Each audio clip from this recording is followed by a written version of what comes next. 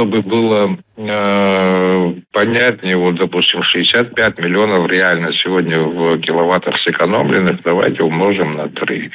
Это получается порядка 200 миллионов рублей, которые сегодня сэкономила республика, это на которые мы меньше как бы потребили электроэнергии.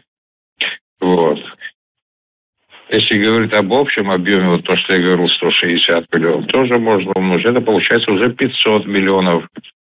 500 миллионов рублей, полмиллиарда рублей было сэкономлено по факту по сравнению с прошлым годом по потреблению.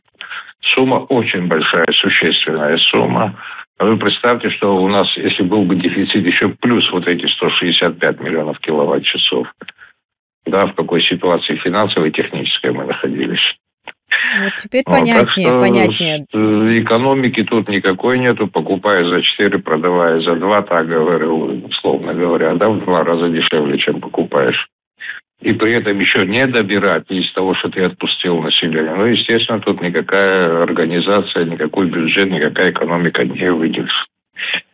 Потому мы как бы хотим ускорить процесс сам установки приборов учета, процессы внедрения в этой биллинговой программы, процесс наведения платежной дисциплины.